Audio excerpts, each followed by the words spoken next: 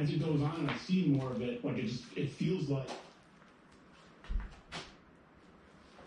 All right, I've got a carload of crap in the back of here, and we're going into adventure mode. I now have the roof rack on top, so this guy's going up there, and just doing a little vehicle conversion today. I hope you tune in and enjoy. It should be a lot of fun. Welcome, if I hadn't said that before, which I've been videoing for 30 seconds, so it's not likely. Anyway, this should take me about half an hour to do. I will not bore you with that. I'll probably bring you back. The only item of interest potentially is if you in fact have a roof basket and a spare tire that you intend on putting in it. I don't know exactly how I'm going to attach that guy up there, although I am looking at some straps over there, so we'll see how we go. So, we're going to be taking the tire carrier out. In fact, as you can see, I've got the, well, you can't see that. What am I saying? All right, flippy screen enabled. So, up there you'll see, if you look closely, my roof basket with the tire in there and a ratchet strap. So that's kind of what we're going with here on V1. So just to the left of that tail light, where the kind of orangey green t-shirt stashed, is my factory tire carrier, which gets in the way when I put the sleeping platform in. So we're going to do a quickie disassembly here. And this is where I've carefully stored my shelf.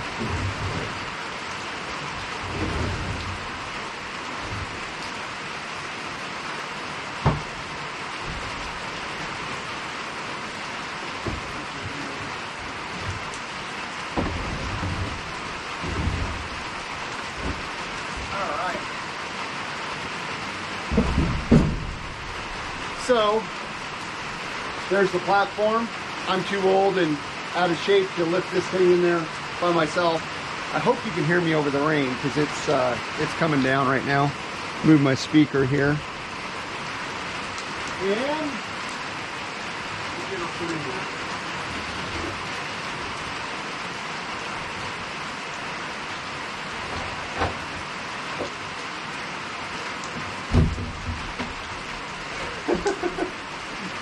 You're watching a middle-aged guy fight with a couple pieces of plywood. Oh well.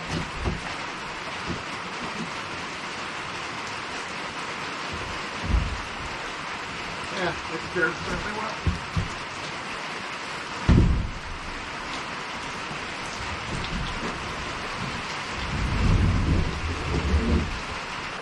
Just throw some drawers in here. These are awesome. No drawer slide drawers, so it should fit right in there.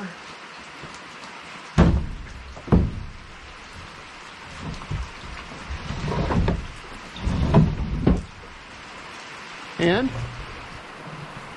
there we go. We're in adventure mode officially now. I'm going to throw a couple mattresses in there, make some room, throw my tools and some of my recovery stuff in there. I think I'm going to flip that drawer on the right around. Here's my basic kit. I know it doesn't look like much. I've got some spare parts. I think this is an extra starter solenoid, if I'm correct. Yes, it is. I don't remember what this is. It's made in China. I'm sure it's fine. It's an engine management product of some kind. However, got a tire kit, got jumper cables, tarp, strap, pulleys. I have a winch line extension that's kind of buried right here. Pretty basic stuff, man. Got a small inverter. I don't know why. Some PB blaster. You can't leave home without that. Up here, where I can more readily access it, is my basic tool kits. This little bag has my winch controller in it, so that stays a lot more handy. I do carry one of these pulleys, as well as a recovery point. There's no receiver on this vehicle, but many vehicles you run into will have a receiver, so I like to carry one of those. My last ditch effort entrenching tool, military surplus, a small hatchet. Another thing I found invaluable is these guys, which are pull saws. Arborists are pretty familiar with these. You'd be amazed at the wood you can cut. Got a couple spare trash bags in case I got to kneel down in the mud, as well as a tarp there for a variety of reasons. I fully endorse and support my friends at Gorilla Tape, who, in spite of premium prices, make a very good product. So, got the mattresses, got the sleeping bags, and then I was starting to load some more gear in here, and I thought this might be interesting. So I picked this up, another Christmas gift from my wife. I picked it though. Anyway, if you may not be aware, but Napa, of all places, sells a twin cylinder, it's called a Maxi Track, but it's a twin cylinder, heavy duty air compressor, a bunch of hose there, a gauge. The upshot is, my 33-inch tires, I time it normally just because it's got a weird kind of proprietary system. And like from 10 pounds to 30 or 40 pounds, it's like a minute and a half per tire. So again, this is available at Napa. It's worked good so far. This is about 6 months old or 4 months old now at this point. I've used it a few times to great effect. And so this will be part of the kit. And then the other thing, one of my other kind of secrets here, if I can grab it real quick. This is my off-road jack. And you're like, well, wait a second. That looks like a floor jack. I got a news flash for you. I've used this far more than I ever used a high lift off-road. I use high lift jacks here in the shop quite a bit, doing sketchy, dangerous things. But when I really need to jack my car up, and typically if you have a lifted vehicle without a bunch of jacking points on it, like bars specifically made for it, you're lifting from the axles. And this is just fine for that.